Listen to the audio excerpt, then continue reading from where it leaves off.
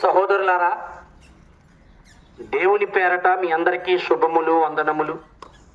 మరి మధ్యాహ్న కాల సమయంలో మరి మీ గ్రామం వచ్చి ఈ దేవుని మాటలు మరి మీ గ్రామంలో తెలియజేయడానికి దేవుడు ఎంతో మరి మాకు ఇచ్చారండి.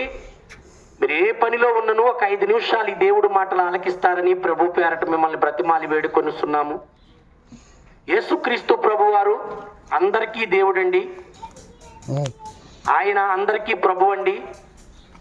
చూడండి, ఈ ప్రపంచ నడిమధ్యలో అండి, ఇశ్రాయేల్ అనే దేశంలో భూమధ్యపురములో యేసుక్రీస్తు ప్రభు వారు 2000 సంవత్సరముల క్రితం ఆయన ఒక కన్య స్త్రీ అండి, ఏ పురుషుని భేదము ఎరగని స్త్రీకి ఆయన జన్మించి ఆయన 33.5 సంవత్సరములు జీవించి మనుషుల సేజాలని అనేకమైన అద్భుత కార్యములు చేసి ఆయనలోని దైవత్వమును లోకమునకు బయలుపరిచి ఉన్నాడండి. అయితే యేసుక్రీస్తు ప్రభువారు ఆ అద్భుతములే కాదండి, మానవుడికి భూమి మీద కొంతకాలమేనండి. పరిశుద్ధ గ్రంథం బైబుల్ చెప్తుందండి, నరుడు ఆయుష్ 60-70, అధిక బలం ఉండి 80 ఆయాసమే దుఃఖమే. చూడండి, బాల్యము, యవ్వనం, వార్ధక్యం, వృద్ధాప్యం. మనిషి మరి ఏదో స్థితిలో మనము మంచం ఎక్కేస్తామండి. చూడండి, ఆయుష్ ఉన్నంత వరకు మనం జీవిస్తామండి. మరి వయసు అయిపోయేటప్పటికి మన కోడళ్ళు, కూతుళ్ళు, కొడుకులు లెగలేని స్థితిలో ఒక మూలని, ఒక ఇంట్లో నైరుతి గదిలో మనల్ని, లేదంటే బాగా లెగకపోతే మన పంచల్ని ఒక పందిరేసి పెడతారండి లెగలేని స్థితిలో. అయితే ఈ భూమి మీద మనకి శాశ్వతం అంటారా?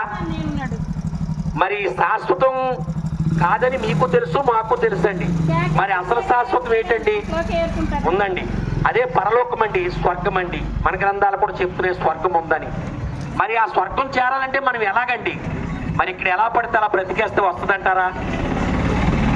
చూడండి, ఒక అబ్బాయి కానీ ఒక అమ్మాయి కానీ చదువుకుంటే కనీసం మనం 4-5 సంవత్సరంలో చదువుకు వెళ్తారండి.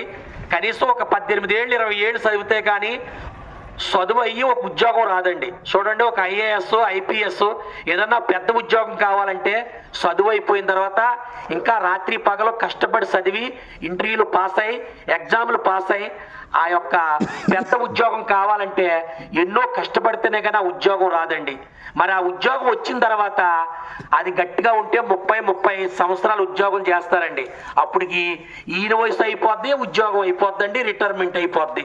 తర్వాత మరి ఆయన ముసలి వయసుకు వచ్చేస్తారు. కానీ మరి పరలోకం అనేది మరి ఎలా వస్తుందండి? ఇక్కడ మరి ఎలా పడితే అలా బ్రతికేస్తే వస్తుందంటారా? ఏది పడితే చేసేస్తే వస్తుందంటారా? చూడండి, మన మనుషులకే ఇటువంటి చట్టాలు ఉన్నాయండి. రోడ్డు రమ్మట వెళ్తుంటే మనం ఎడం పక్కన వెళ్ళాలండి, అవతల నుంచి వచ్చే కుడి పక్కన వస్తాయి. మనం ఏదన్నా చట్టానికి వ్యతిరేకంగా చేస్తే మనకు కూడా శిక్షలు ఉన్నాయండి. మరి పోలీసు వారు మనల్ని అరెస్ట్ చేస్తారు, కోర్టులు అంటారు, కేసులు అంటారు. మరి అలా మన మానవులకే అనేకమైన మరి కొన్ని విధి విధానాలు, చట్టాలు, ఒక చట్టం, ఒక పద్ధతి ఉంది కాబట్టి మనం ఇలా ఉన్నాం. మరి దేవుడికి లేదంటారా? చూడండి, ఆ పరలోకం, ఆ స్వర్గం చేరాలంటే దేవుడు కూడా ఒక నిబంధన పెట్టాడండి. నేనే సత్యమును, జీవమును, మార్గమును, నాతో తప్ప ఆ పరలోకం చేరాలంటున్నారండి యేసుక్రీస్తు ప్రభు. ఆయనే దేవుడే నరుడుగా, మానవుడిగా, వ్యక్తినిగా ఈ భూమి మీదకి 2000 సంవత్సరముల క్రితం ఆయన తన పరిశుద్ధమైన రక్తాన్ని కార్చాడండి. ఆ రక్తంలో ఎవరు కడగబడతారో, ఎవరైతే యేసుక్రీస్తు ప్రభుని దేవుడిగా ఒప్పుకుని హృదయంలో భద్రపరుచుకుని ఆయన ఆరాధిస్తారో వారికి నిత్య జీవం అండి. అది శాశ్వతమైందండి. అది 50 సంవత్సరాలు, 60 సంవత్సరాలు, 70 సంవత్సరాలు కాదండి, అది యుగయుగాలు. మరి మీరు చూసొచ్చారా అనొచ్చు. అది బైబిల్ అనేది ఒక హిస్టారికల్ ఎవిడెన్స్ అండి, అది ప్రపంచ చరిత్ర కలిగిందండి. మరి కాబట్టి ప్రియ సహోదరి, సహోదరుడా, దీపం ఉండగానే ఇల్లు చక్క పెట్టుకోమన్నారు పెద్దలు. మనం ఈ భూమి మీద ఉండగానే ఆ నిజాన్ని తెలుసుకుని ఆ యేసుక్రీస్తు ప్రభువుని ఒప్పుకొని హృదయంలో భద్రపరుచుకుని మరి యథార్థంగా జీవిస్తే మరి ఆ ప్రభు ఆ నిత్య జీవం ఇస్తానంటున్నాడండి. కాబట్టి మరి మీరు దగ్గరలో ఉన్న మందిరానికి వెళ్ళి ఆ ప్రభువుని అంగీకరిస్తారని, ఆ యేసుక్రీస్తు ప్రభువుని ఆరాధిస్తారని మిమ్మల్ని బట్టి బ్రతిమాలి వేడుకొనిస్తున్నాం. ఆమేన్, ఆమేన్, ఆమేన్.